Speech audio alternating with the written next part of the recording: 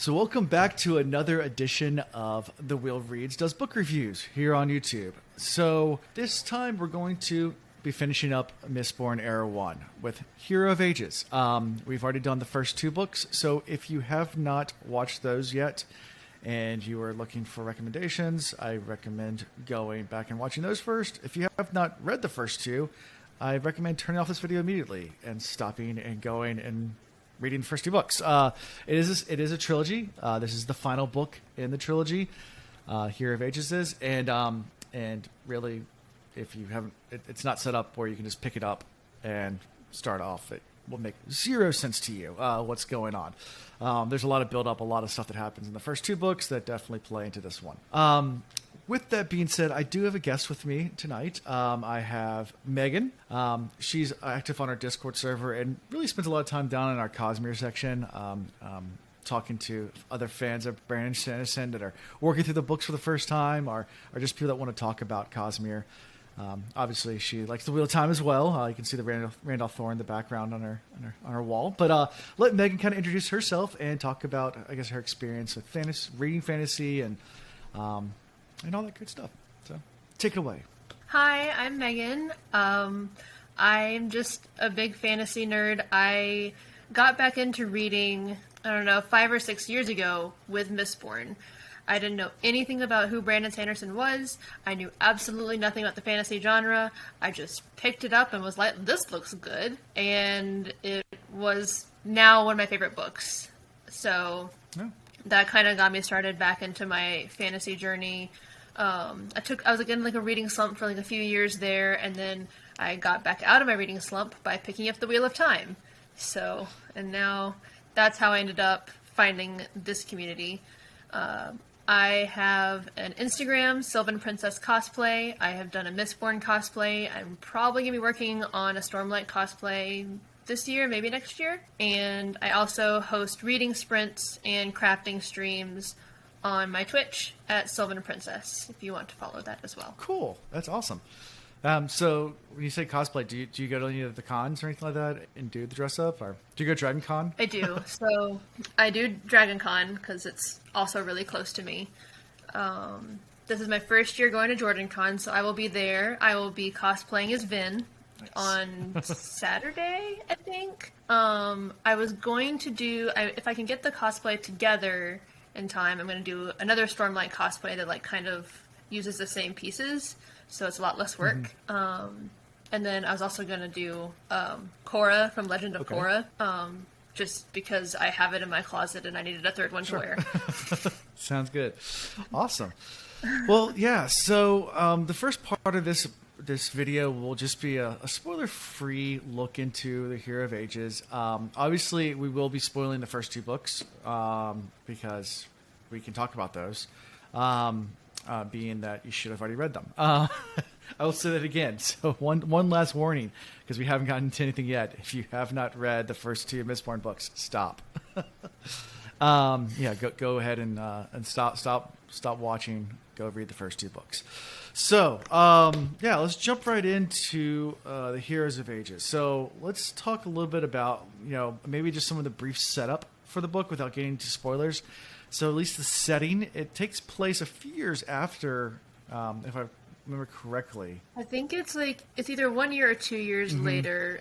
It's not. There's definitely a significant time skip. Yeah, it's not immediately after. So where we ended with the Well of Ascension is of course Ruin being released by Vin. Oh no, and Elend Venture getting all of his Mistborn powers.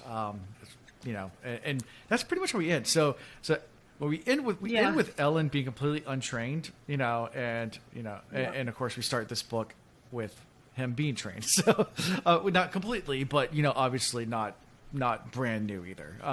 He's definitely learned a little bit. I think it's about a year and a half, maybe 2 years. But so at this point, also Vin's grown up a little bit. I think at the very beginning of the series, Vin's 14 years old or something like that. I think she's 16 at the beginning, and I think she was 20 in this book. Okay, or 21 by the end, somewhere in that range. So grown up a whole lot. Not so much a kid, now a young definitely. adult, and definitely acting like it as well. So you get that coming of age story. It's one of the themes throughout this, and there's many themes that Brandon Sanderson writes in this. One of the critiques of Brandon Sanderson, and it's also Robert Jordan, a lot of fantasy authors run into these kind of critiques, is it YA or is it not? A lot of times fantasy authors love using the trope of using a young hero, and it ends up tending to lean towards YA, but then it has a lot more adult themes to it. So it's like, what is it? Everybody jokes around saying, it'd be great to have a middle-aged mom as the hero versus kids all the time. I'm actually reading a book about that right now. Okay, cool. She's a mom, and she's like an 8-year-old and a 5-year-old, and she's one of the main characters of the story. That's cool. Yeah, so a little bit different. So it's a very tropish thing though for fantasy at least. Yeah, I've definitely seen Mistborn being marketed in both age ranges. There are YA covers and there's adult covers. I personally would not put it in a YA. I mean, at one point, Vin kills somebody by impaling them with a railroad spike into the ground. I'm like, I don't think that's for kids. Oh yeah, I mean, same thing with Wheel of Time. There's very, very gruesome, graphic, at least violent scenes in Wheel of Time, but they did try to actually promote it as a YA. I mean, they divided Eye of the World into 2 books at one point and redid the prologue and that new prologue, and that was for a YA audience. Which, to me, I'm one of those things. I just always thought that was just a bad marketing ploy because it's not. They're especially it's not YA at all. It's also just both series are very complex. There's a lot of depth to them, and like Mistborn itself is very deep, but then when you take it in the context of the Cosmere, which I know you're not as familiar with, sure. I'm not even super familiar with. I'm only vaguely familiar, and I still know how complicated it is. So. Oh yeah. So let's talk a little bit about Brandon Sanderson's writing style. I mean, it continues on. It gets a little bit better, I believe. Mistborn is some of his most earliest works. And definitely his prose, when you read the first 2, it improves in this book. It still has the classic simple prose that Brandon Sanderson uses. So if you're looking for really in-depth, complex prose, you're not going to find it with Brandon Sanderson. There's plenty of authors out there that will do that.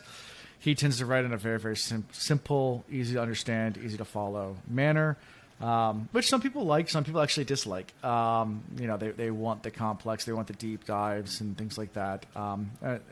Not that he doesn't get into description, paint a good picture. It's just that the writing style is definitely a lot more dialogue, a lot more simple explanations and simple descriptions.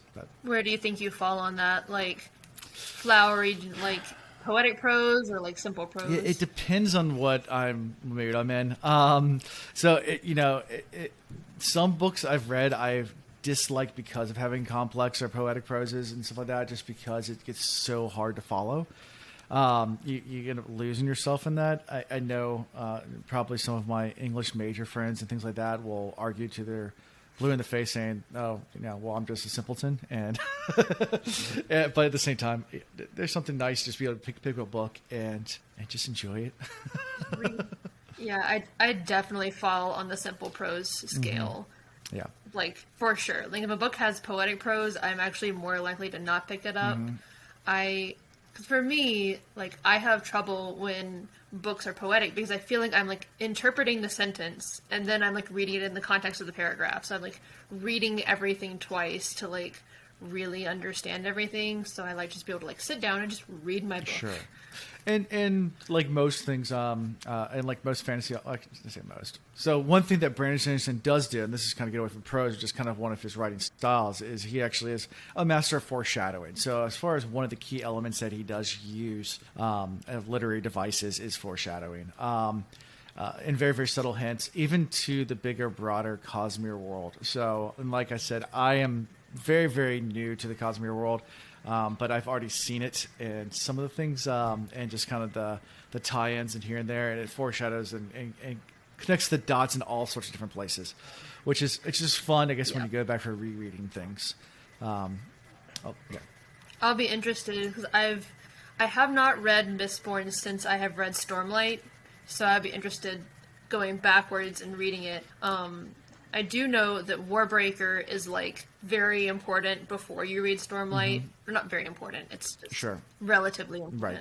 So I read that one recently after I read Stormlight, and now I just want to like go back and reread all of Cosmere again with all the context. And I've also heard, I have not read it yet, so you might be able to correct me, but I've heard that Rhythm of War, the newest Stormlight book, has a lot of hints back to the Mistborn and stuff like that. So It does. It's things you would not, if you have not read Mistborn, you would not recognize that these things are references. But having read Mistborn, I do know that these things are references. Because I had the opposite thing with Warbreaker, where I was like, I feel like this is a reference to something, but I don't know what it is. And then I read Warbreaker, and I was like, oh, I get it now. Yeah, So.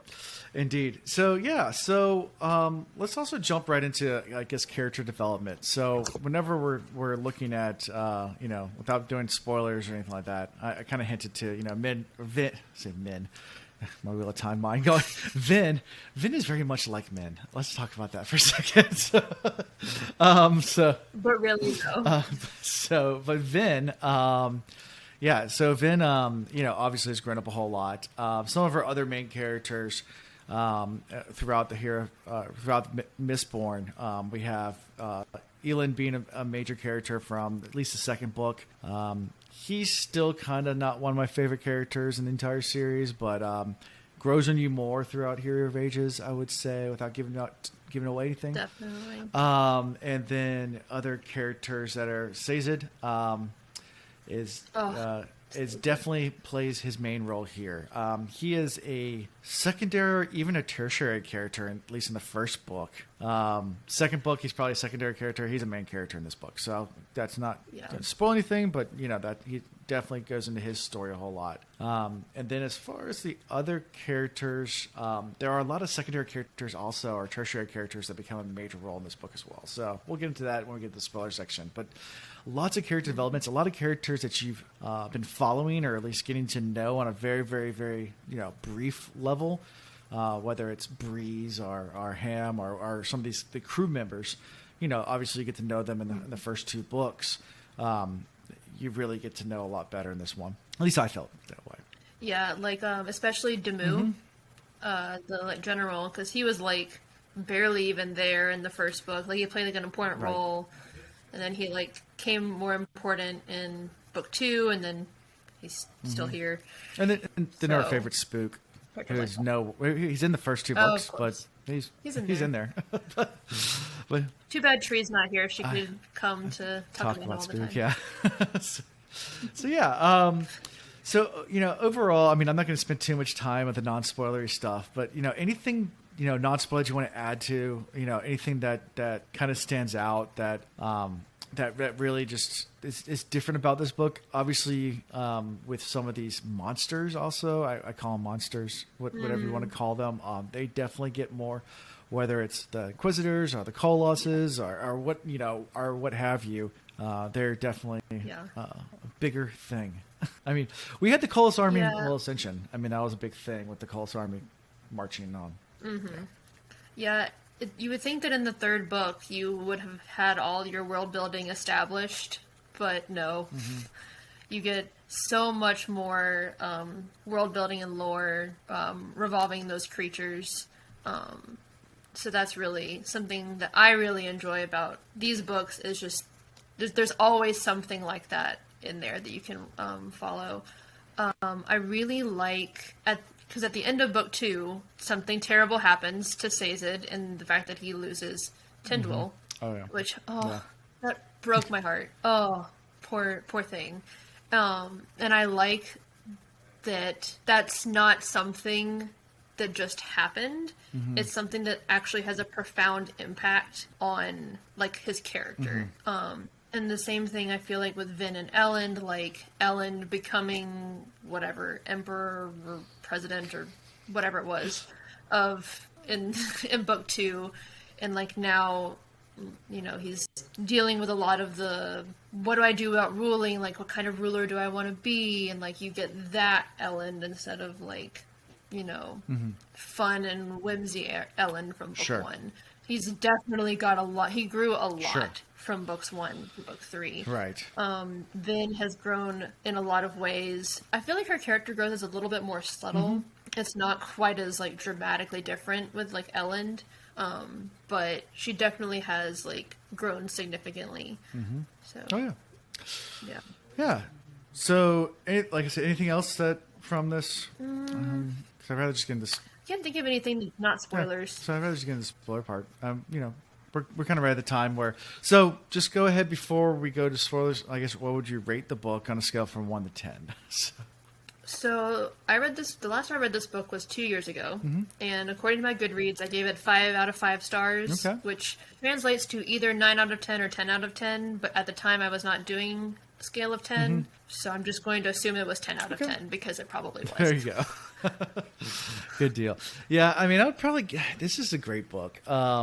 Is it the best book I've ever read? I would put it there. So I mean, that's so. I mentioned before on previous videos when I do these scales, like a 10 would be the greatest book I've ever read, and I don't even know what that book is. I don't know if I've read it yet, so it's hard for me to do a 10. I'd give it a 9. Yeah, some parts maybe an 8.5, but it's a solid 9. Yeah, it's a 9 out of 10, which is. I'm more generous than other people with my with my 5 stars and with my 10s because I'm like if I don't currently have a book that is 10 out of 10, then why am I even having a 10? Sure. Yeah. So I need to at least have some scale start with. Yeah. So right now, I mean, Mistborn is like my favorite trilogy. So right now it's my scale for 10. Yeah, and I think about what's my favorite book I've ever. I mean, probably The Shadow Rising, which I'm a Wheel of Time nerd, but That's a good one. So it's what we're currently doing on our podcast too. So I'm excited about it. We're getting into the good parts. So yeah. Yeah, I can't ever decide if I like 4, 6, or 12 best. Those are my top 3, and they're all. There's something good about all of them, and I don't know which to choose. Yeah. But then again, I like Egwene, and so I'm unpopular. Well, no, there's a lot of Egwene stands out there. I know. There's plenty of them, and I don't dislike Egwene. There's some characters that people love that I don't like in Wheel of Time, but we're not talking about Wheel of Time today.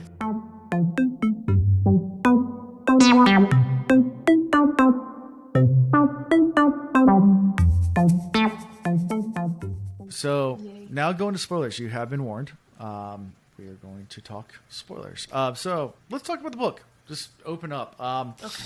What parts do you like? So it starts off with Marsh. Yeah.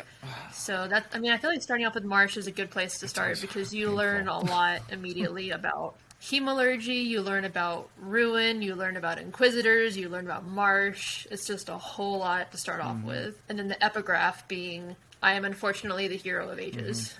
Yep. So. Yeah. And it's interesting. Just one of the things that I guess, I luckily was not spoiled at all. I know I've talked to a lot of people that were spoiled and are read Cosmere Out of Order and already knew kind of some of the stuff and going into it.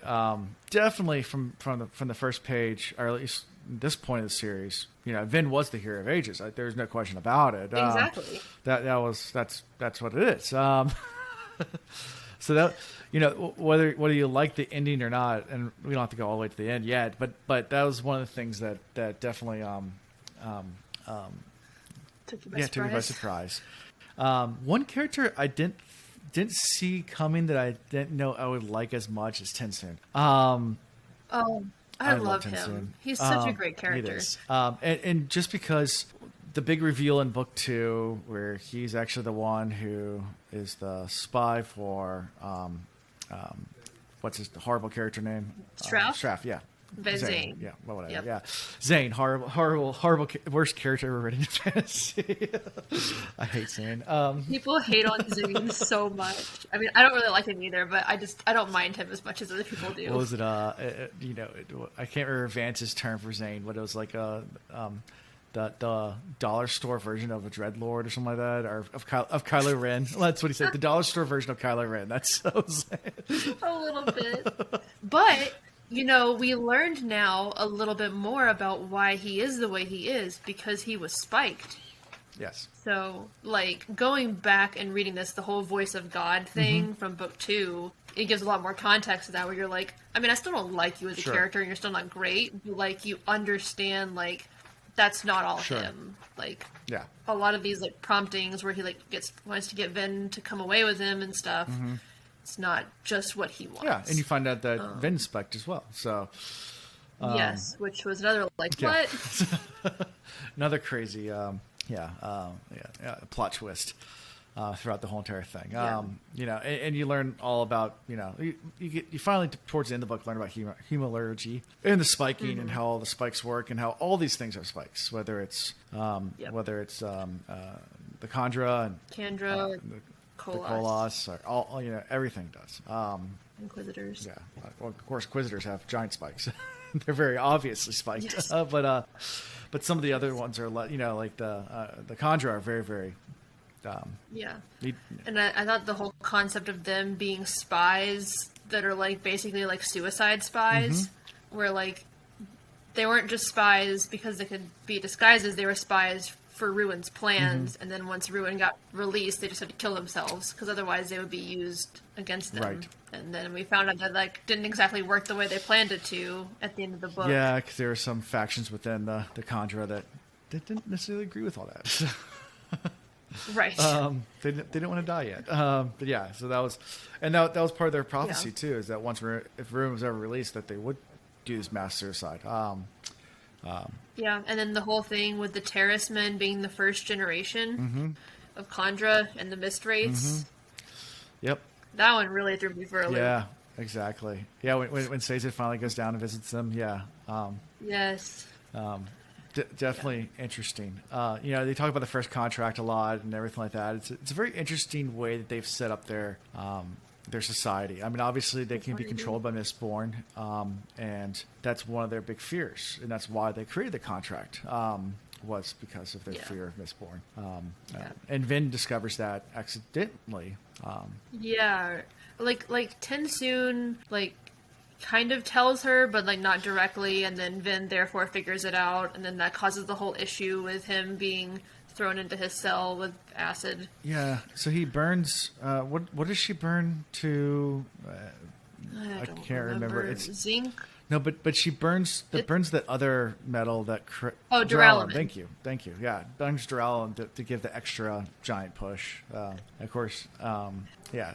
Yes, by the way, this is slightly unrelated, but be very careful when you're on the Copper Mine looking at Mistborn, because there's references to Mistborn Era 2 in the Mistborn Era 1 stuff. Sure, yeah. So, because I've seen some things about Era 2 that I did not mean to see. I'm very careful. I'm very careful when I look at these things. Make sure I stay in there, and you can, and it usually does give spoiler, but yeah, I don't use the Copper Mine often. It's a scary place. Yeah, it's one of those things that it's always tough to write a website that's completely spoiler free, and that's one of the big complaints people give about any book series. I mean, Wheel of Time is very, very the same way, where you can't go on the wiki at all if you're a first time reader of Wheel of Time. And even the compendium isn't perfect. Oh yeah, well the companion has lies in it. I call them lies. The companion's not true. There are some. No, not the companion. The compendium. Oh, the companion. Okay, it's like okay. Thanks a lot. Yeah, the app, which I did not find out about the app until after I finished the series, and then I was like, oh well, that'd really been really nice. I thought you were talking about the companion, the Wheel of Time companion, which as well has, it's a great reference book, but there's stuff in there that's wrong. But that's for another video. Another conversation. But yeah, that's one of the things that I know Nablus, he's creating the Great Blight to try to create a wiki that's spoiler free. So that's good. It's a work in progress. It's been in beta for a year, so we'll see. It'd be nice if they did that for other books too. But that's a whole lot of work, and like I said, a lot of people, people aren't getting. A lot of times, people aren't getting paid to do this, so it's just fans, and it's a lot of work to do these things. So better for rereads. There's a lot of super nerds out there, so they'll do it anyways, just for their own good, and then they might as well just publish it because they've done all the work for themselves. Exactly. So I mean, that's I guess one thing to hint for anyone who is reading through this the first time and just finished Hero of Ages and listening to us talk. Be wary of online stuff until you've read all of Cosmere. Yes. Especially because of Era 2. Yeah. Because I have not read Era 2. I am waiting for book 4 to be published before I read them. Okay. So that's coming out soon. Be careful of that. Next year? Next year? I think he said he's like 33% through the first draft or something right now. So sometime next year, I'll read them, and then I'll have read everything Cosmere. Okay. And then I can finally safely look on all the Reddits and all the Discords. Sure. And I can listen to all the podcasts. And listen, I'll be fine. Listen to everything. Yeah, exactly. So, so let's start from the beginning of this. I know we jumped around a whole lot. So we start with this battle as well. There's a Kolos army, and Vin and Elend are kind of just wrecking shop, and an Inquisitor shows up, and they have this whole entire push-pull moment of trying to control Kolos. Isn't that how it starts? Isn't that one of the opening? Oh gosh. I remember. Yeah. I am trying to remember. I have the the Kolos army comes. Yeah, so the Kolos army comes in the distance, and they try to take over the Kolos army because it's rampaging this little small village, and Vin and Elend are able to control it, but then Inquisitor shows up and takes them all back, and then they end up having this crazy kill the Inquisitor. Yeah, crazy Mistborn fight with pushing and pulling Colossus and fighting Inquisitor at the same time. One day this will be a video game. And it will be so popular. Well, Kelsier's in Fortnite now, so... It is, which was amazing and, like, wild. Yeah. But when this needs to be a video game. Oh, yeah, definitely. It is. Yeah, just for steel pushes and iron pulls or whatever, just to do the flying through the air and... One thing I really like about, like, not necessarily his prose, but, like, his storytelling is that he writes things very cinematically. Like, it feels like you're watching, like, a Marvel movie. Sure. Like, with the way he describes the fights and, like, just, like, the way that things are, like, drawn, or not drawn, but, like, illustrated. Sure. Like, it feels like you're listening to a video game or watching a movie, which I really like. And I've listened to some of the interviews with Brandon Sanderson about doing film adaptations, and one of the things that he's toyed with is whether to do live action or make it anime, or and he's which way would you go? And he likes all those different things, so he's jokes around about maybe he'll do one as live action, one as anime, one as a cartoon, and I definitely think that Mistborn would be a good anime. It would be. Yeah, it would be. But also it would be great live action, too. I mean, if they do it right. That would be insanely high budget to do all the, flying. And the other thing is what I've wondered is how do you demonstrate that which metal the person is burning? And how do you demonstrate that is having an effect on someone else? Like, if I'm trying to soothe, do I, glow a certain color or and be vague, how do you demonstrate that visually? Well, I mean, to someone who can't is not a seeker, you don't see anything, so but how does the audience know? How do they know that they are burning a certain metal, from a visual perspective? They wave their hand like a Jedi mind trick, it would be the hardest and just do these aren't the droids you're looking for. Do a little hand. I don't know. It's tough. It's one of those things it's just interesting. Whenever you're trying to do a magic system or anything like that, how do you make that? That's always one of those things that's tough to do. I mean, what do you have sparks fly out? I mean, I know you look at Harry Potter. They throw the wand and a little lightning bolt flies out of it. Or I'm trying to think of other type of fantasy, whether it's the Magicians, that TV show where they do the hand motions and things happen. Doctor Strange and going to Marvel, they show it with the, so there's lots of different, I guess, elements and different things you can do. It's just for Mistborn, I have no idea. Do you show blue lines shooting off everywhere? That gets really, really busy, really fast.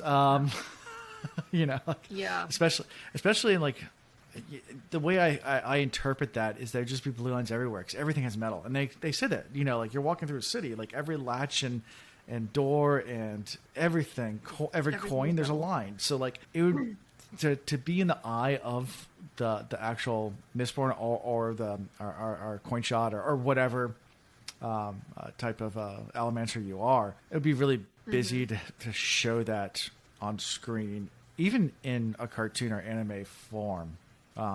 You'd have to.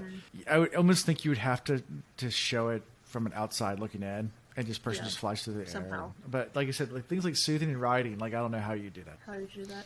And we also learned, well, we learned, but we could have inferred it earlier, that we found an adium misting in this book. Yes. Which is not something that we had considered before, but makes sense that it exists. Yeah, exactly. Yeah, actually found out how horrible the nobles are and where they beat their kids, but it's... Yeah, but then you find out that the mists were actually doing that all along. Yeah. To, like, snap them. And this whole thing, the concept of the deepness, which is the mists, but it's also not the mists. It's preservation. It's very confusing. Like, it is preservation, but it's also, like, not preservation. Yeah, it is, it's a little... Yeah, so like especially when he starts having the conversation when I guess his Vin has the conversation with preservation, and it's one-sided, and he's pointing and nodding and asking questions. Yeah, waving the hands. Yeah, waving the hands. Yeah. Are you attacking the people? Like, no, it's not me. But is the mist? Yes, but I am the mist, but I'm not the one attack. It's it's complicated. It's complicated. It is me, but it's not me. It's can you write it down? No, I can't write it down because I can't write down anything. It'll be changed as soon as I write it down. I can't speak it because as soon as I speak it, it'll be changed.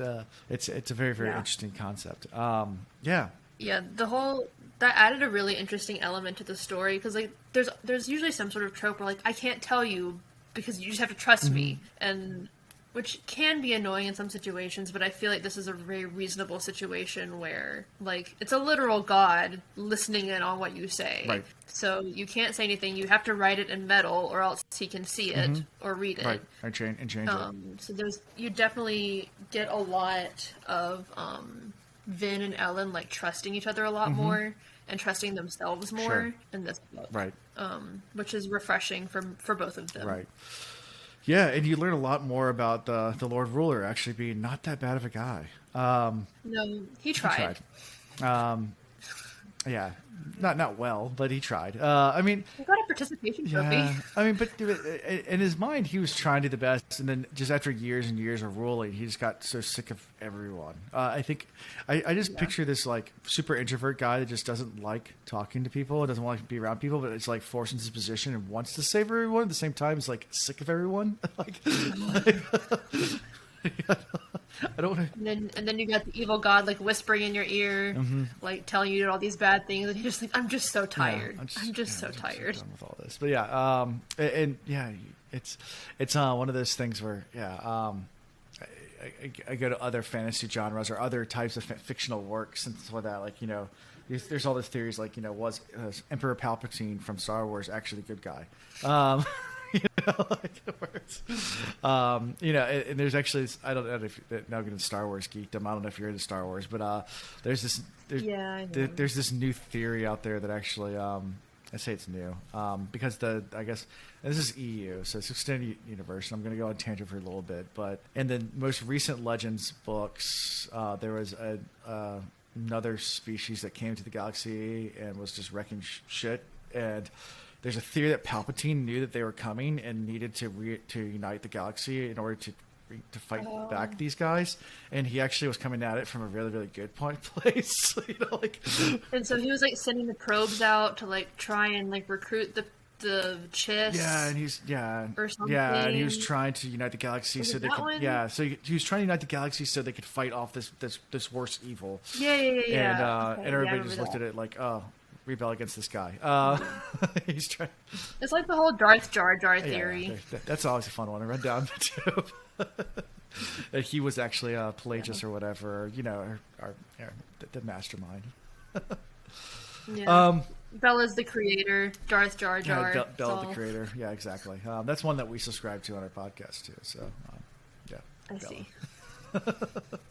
But yeah, so. Talk about other things that develop, and I know we mentioned briefly Tensoon.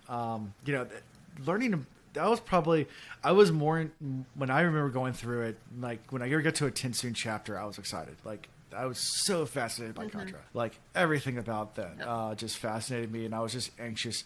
Like obviously, like even to the point where like Vin and Ellen's story like almost became like, okay, that's fine. Just do whatever you're doing. Like I want to get to Tensoon and I want to get to Sazed. I don't care about I want to know what they're doing. I don't care about what everybody else is doing. I didn't really care about Spook's story that much until the end, and what he's doing in that city and all that stuff that was going on with these what was it, the guy that was kind of ruling the city or whatever. Quellion. Where, it's a after a fall, you have people doing power grabs, and that's normal. It's an overcorrection from all nobles going to all ska, but not actually, because he was stealing the Allomancers for himself. Exactly. Because power. Yeah. And he had been spiked as well. Right. So yeah, there was that. And Spook was not particularly interesting to me until he got spiked. Right. Yeah. And then that was really interesting. And then obviously Sazed's story was linked to all that, with Spook's story. So I really I really liked Sazed going through all of his religions and then putting them aside or whatever. But then in the end, he realized that they were all part of the same truth, and they all held important information, and that was the reason why he was able to become Harmony and do whatever. Yeah, what he needed to do to be the hero of ages. So yeah, major spoiler. Stays as a hero of ages, and since we're on spoilers, and Vin tried, but was really unsuccessful in her death throes. When she started moving the world around and all sorts of stuff and did too far, and then major tsunamis. I can't even think about how many people she killed in the process of doing that. Well, I think most of them were in the storage caches by that point. They had been corralling them in there. Yeah, but still, she just was had no idea what she was doing. Whereas Sazed had all the knowledge in his copper mines and everything like that to be able to do what he needed to do. But gosh, when Ellen died though, and Vin in her god form just lost it. Oh my god. Yeah. That was just really intense, because I was once he died, I was she can't just live on without him. She can't, she has to die now, because I can't live with her living without him. Yeah. And it was a rough ending. It was, having two of the main characters die. Yeah. Together. Romeo and Juliet tragedy type thing, but in a lot more epic, a lot more gruesome than just taking a pill or taking some poison. But just trying to go through and see any other major points or anything like that. Let's talk about the themes for a bit. I mean, because now we talk about the whole entire overarching Mistborn story. I mean, so obviously you have a coming of age story. That's a major theme throughout the whole entire thing. You also have good versus evil, classic tropes. And you do have a little bit of the aspects of multiple layers of evil. Because in the first book, the Lord Ruler's evil, and you realize he's not really that evil. He's misguided. He's twisted, but he's not evil. He wasn't evil. But then you have preservation and ruin, which are the embodiment of gods being basically devil and God. What do you want to call it? God and the devil? If you want to, the two. At least in some capacity, because it's not necessarily good and evil. It's just keeping things the way they are and destruction. It's a cycle, right? Where you can't necessarily have one without the other. Right. So it's is it evil or is it just the natural course of things? It very much goes back. I mean, I'm going to take other religions to real world, like Hinduism, where you have destruction gods. I think Shiva the destroyer. And then Vishnu is the creator. I might be wrong, so I probably have to go back and edit this out if I'm wrong. But yeah, they definitely have a creator and a destroyer, and both are worshipped in their own right, because they realize, and that's part of one of the themes of Hinduism is balance. That you can't have one without the other. Right. It's one of the arguments I always give to people all the time is, you can't have good without evil, because you can't define good without evil. What is good? Well, it's the absence of evil. Well, if there's no evil, you can't define good. And vice versa. Exactly. You have to have both. It's and it goes like that with everything. You can't define hot if there's no cold. It's there's that dualism that happens a lot, and fantasy uses these tropes a lot to explain these in these worlds. getting onto some of the cool magic systems. We talked a lot about allomancy in our first two, but now we get a lot more metals. We don't get all the metals by the end either. So, it still hints to... Right, which brings up the point of the 16. Mm-hmm. Yeah. So we know that there are probably 16 metals out there, and we only know 12 or 14. 12 of them. I think 12. I I think 12. Because you have the initial 8, which you get in the first book. And 18 doesn't count because it's just a god's body. But it still is one still of them, one, yeah. because Palladium is the opposite. Yeah. Then you have Electrum, which is the anti-adium, and then... Which I'm trying to remember. Don't Google that. No, I'm not going to. Because I'm... that one's a bad one to Google. But with them discovering... So Electrum actually... how Preservation had left the 16 number in there as like a hint to like find him as like a way like in the natural order of things. Sorry. I thought was really cool. That was a really interesting touch that he put in the world. And one thing I actually learned, so they have Electrum in here. I didn't realize Electrum's actually a real metal. Like, so I knew... Yeah, I didn't know that either. Yeah, I found that out a couple... And actually, the funny thing was, out of all places, I read Mistborn, and I thought it was just something made up, like ATM, like where it was just a made-up metal. Like, I was like, oh, it's just another made-up one. And then, of all places, I was watching the episode of Pawn Stars. Like... It was completely random. It just came like I think it was on Facebook or something like that. And I was on my Facebook videos, and they were talking about how old coins were struck in Electrum, and I was like, wait, what is Electrum? Like, it's actually real? Like, is that a real thing? It's a real thing. Like, yeah, it's a naturally occurring alloy of gold and silver mixed together. Well, there you go. So yeah, and the ancients used to use it to make coins all the time, but it's not used often at all anymore because I don't know. I don't know why they don't use it anymore. I guess it's rare. I don't know, but it does exist. Well, there you go. Fun fact. You can actually find Electrum, and a lot of old ancient coins used Electrum. So yeah, as far as like Delirium, I don't know if that's a real metal or not, but I assume now that all of them are. I don't want to look it up for fear of spoilers, but I guess I can look it up just on Google because then it might not. It might actually be the real metal. I don't know. I might be brave enough to do it one day. Yeah, I don't know. But yeah, so there are other metals out there. One of the things that I had always had tried to figure out is hypothesize what those might be. If they are real metals. Well, on Google said, is ATM a real metal? And I don't think that it is. Is Delirium a real metal? What is Delirium? What's the thing that causes you to have more power? Or Duralumin? Sorry, yeah, Duralumin. That one might be real. Did you listen to the audiobooks or did you just read them? I listened. Okay. So duraluminum is a thing. Yes, it is. It is an alloy of aluminum, Yes. which is, that makes sense. But yes, Michael Kramer does a great job, as always, narrating. It's great. Yeah, which I guess bauxite is what they use to create aluminum, right? So the only reason I know that is because I traveled to Australia years ago, and they had bauxite mines, and that, I don't know. It's a chief component. Yeah, it's a chief component for commercial ore of aluminum. So yeah, so it's a clayish rock that is a component used to make aluminum. So anyway, yeah. So I bauxite. I just remember going to Australia and they had these gigantic bauxite mines, and I'm like, what's that for? No, apparently aluminum's a big thing because everything's made of aluminum. Yeah. So yeah, as far as what the other metals are, I have no idea. But yeah, Allomancy is just really cool. It's a cool magic system. It's very cool, the systems with because as Allomancy, which is the power of preservation, and Hemalurgy, which is the power of ruin, and then Ferrochemy, which was the power that existed before preservation and ruin were like there. Yeah. Before the shattering of whatever. Yeah. Anyways, Cosmere. Yeah.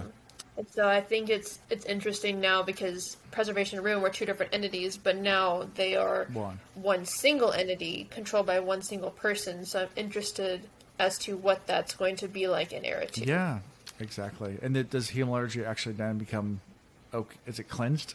Can you actually then use that? I don't know. I mean, I would think that you could still use it, but I don't think the process by which you make it will change. So I doubt that it will be looked upon nicely. Well, I mean, a little earring is not a big deal. I'm talking making No, a Steel Inquisitor is probably not the greatest thing in the entire world. A little, probably but not. an earring or something like that, not as bad. It's a very messy Sure, procedure, I guess. as Marsh says. Yeah, I guess. Yeah, I guess the earring had to go through someone else for. Yeah, so Well, it did, because that's the whole reason why Ruin and Preservation chose her, because her sister was a seeker. that's right. And that's how she got the spike, because her mom, who was psycho, did the whole thing. Yeah, Which was another thing. And the reveal about Reen, the voice the whole time of Reen was actually the voice of Ruin, but you realize when she gets put in that like storage Right. cavern, Yeah. which was, Yep. that was Yeah. really interesting on reread. Like, I had a feel that didn't surprise me. I wasn't as shocked as much. I didn't think it was actually rain at all. Like I didn't. That didn't make sense to me. I was like, okay, something else going on here. Like, so when it came out, I was like, okay, that makes more sense than it being rain. yeah, like I didn't when Reen was in the cavern, I was like, "There's no way it's Right. Reen." But like, I always assumed that the voices in her head, it wasn't Reen. I just thought that was like her, like re-listening, like, rehearing the voices that he used to say to Sure. her. Yeah. But it wasn't. Yeah. And then Pharaoh of Kimmy's pretty cool too. With like the ability for them like to grow big and small and all sorts of stuff like that. And then Yeah, and storing stuff storing. for use Yep, later. Yep. And it's similar to Allomancy in the fact that the different metals do different things as well. Right. It's just yeah. So, and of course, the Lord Ruler was a fair chemist. Yeah, Both. used both, and his armbands were stores Yep. and all sorts of that. So Yeah. And then that's why you learned that he basically killed off all the Terracemen, because he didn't want anyone to be able to rise up against him and have the same powers that he did. right. But then the Terracemen so- became Chandra anyway. So. Yeah. Well, the Ferrochemist became Chandra, Right. but they were the Terrace people that were Still still alive, alive, right. and that's how Ferrochemy ended up surviving. Right, and they try. And the whole concept of the breeders, which was the whole thing from book 2, which was like, ugh. Yeah, they were trying to breed them out, but at the same time, they were basically secretly keeping the genetic line going, and even stronger. So, yeah, interesting concept. It just very strange. Yeah, interesting concepts.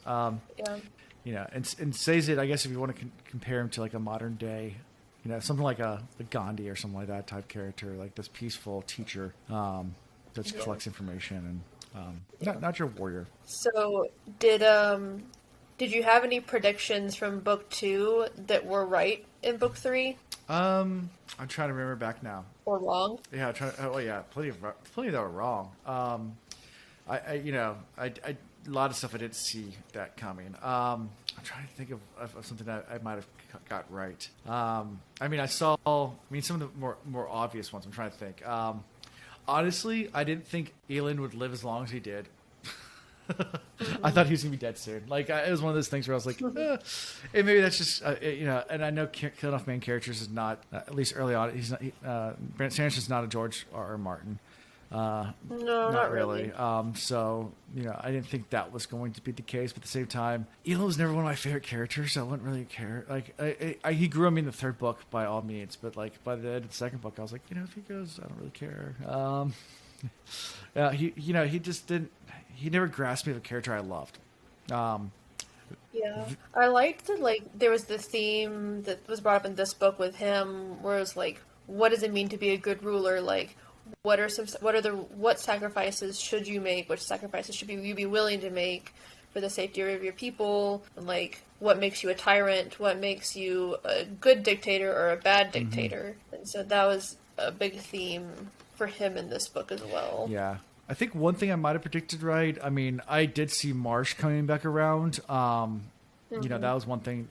Towards the end, at the end of the second book, when Marsh definitely is under control of Ruin, I felt like there'd be some kind of redemption arc there, even if it ends up killing him. But yeah, and he got his little moment, which was like exactly what he was like. At the very beginning, he was like, "I'm just gonna bide my time and wait until I have that one moment," and then he does it. He gets his big little moment that saves the world. Yep. So anything? I don't know if you can remember back to when you first read anything for you that you. I'm not a predictions Yeah. person. I'm like, I just read things and then I'm surprised. Like, even when I was reading Wheel of Time last year, like, I just didn't. I don't really do that. Yeah. Was that your first read last year? Yeah. Okay. Mm-hmm. Yeah. I have not read New Spring yet, though, but I think I'm going to read that next Okay. month before Jordan. Yeah. It's a quick read. It's short, so Comparatively, at least. compared to the other ones. Yeah, my wife still has not read Wheel of Time or any of the Sanderson works. She actually does read fantasy, but she just doesn't like. She says they're too long. Yeah, my husband is reading Wheel of Time right now. He just started book 8, Okay. so, and then he's slowed down a lot. If you can't Well, figure out why. yeah. Oh, that's normal. Yeah. So, yeah. So, any final thoughts or anything? I mean, we're running up right about an hour of recording time. So, any final thoughts or anything that I kind of touched on all the main characters. These videos aren't meant to be super long and in depth. They're just kind of let's talk about. Chat. Yeah. Well, do you have any predictions for Era 2? Oof. Obviously, I don't. The only prediction I can think of is something has to go wrong because otherwise, what are you going to do? I mean, it can't be a utopian Right, of society. course. Something has to go wrong. As far as what that is, I don't know without some weird other variable being thrown in, and I can't even begin to predict what that might be. I mean, because as Sazed being the hero of ages and Preservation and Ruin being together, I don't see An external source? I don't see that being the problem. If Yeah, that makes sense. that it's more like But that it might be more of a human problem than a god problem. not necessarily, because I get the feeling that Cosmere's a lot bigger, and just like Preservation and Ruin came from somewhere else, and there's a time before them, there could be another deity type entity or something that throws Yeah. something into the loop. And then there could be also in the theme of balance where you have the Ruin and Preservation together becoming a solid good force, because I assume that's what this would become. That something would have to be created to counterbalance that as an evil. Yeah, I don't know. So I don't know. That's what I said. I haven't read it. So I've had some like very, very minor things spoiled for me, like names of locations and like the way things look. Right. Or like it takes place like hundreds of years later, things right? like that. It's what? hundreds of years. Yeah, it's like I don't know how many years later, but it's like Industrial Revolution, Victorian Sure. era. Okay. So Definitely. Yeah. yeah, that will be interesting to read. I was reading in the summaries that let me see if I can find it. I can't remember where it was, but there was somewhere in here where it was referenced. Rashek / Lord Ruler was referenced as a sliver of infinity and a shadow of self, or something, and that's one of the names of the books in Era 2. Okay. So there's something there. Okay. I don't know what it is, but there's some sort of Sure. relation there. I don't I know mean- if the problem is going to be more human or if it's going to be like maybe they're like the Koloss or the Khandra are related Sure. somehow. Yeah. I don't know. I mean, one of the names of the books is the Bands of Mourning, and Yep. and I know what those are, but I've been spoiled there. I don't know Okay, what that is. but So. I won't say. I just been spoiled because I do a fantasy weapons bracket thing every year for March Madness, where I do like a competition on what's the best, and that was one of the weapons we did this year, so I had to put it in, and of course I got spoiled because I was like, what's this? Oh crap. So I got shard blades were in there too. Yeah. Oh, here it is. So one of the Khandra speaks of the mists being Preservation's body, and someone says that a sliver remains a shadow of self. Okay. So there might be something there where, like, because, like, you know how they said that, like, once you spend the power, it goes back into, like, the well. So, like, once he spends Ruin's power, it might start regenerating again as Adium. Okay. Yeah. It might be So- another turning Maybe something like that. Yeah, really. cycle though. type thing. Yeah. So Something along those lines. yeah, and I guess the mist doesn't necessarily go away either. So No, I guess not. So I mean, I have a feeling that still plays into something, because preservation and ruin are still just they're one entity, but the mist is still there. So Yeah, so there's still going to be things like things in the mist. say that it can't. I feel like Satan can't be a purely good god. Like he has to be a neutral god. Right. And like how present is he? Because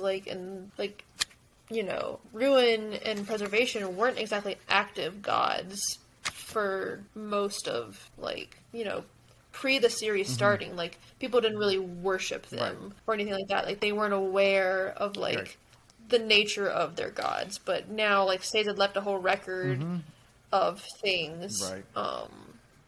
So I wonder if it's gonna be like an actual religion. Sure. Like going forward. And like with anything, like telephone, over time, religion changes and words change, and whether or not that written record stays the same, things like that. Yeah. I mean, it's hundreds of years later, so who knows? Better write it in steel, because otherwise it might get changed again.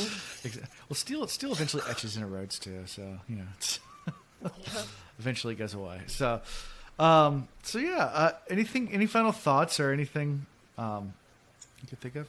I don't know. I mean, it's a great series, so the foreshadowing is done well. The characters are good. Like the world is very in depth. The magic system is very interesting. Like it's got everything. Yeah, no, it's a great series. And it's a great jumping platform into Sanderson. Yeah. So thank you so much for coming on. Spend some time on a random Monday night with me. Thanks for having me. So, anyways, like I said, thank you so much. And you said you have Twitch, so if anybody, I guess, wants to follow you, or yep, follow me on Twitch or follow me on Instagram. I cross post most of my stuff on both places. So, yeah.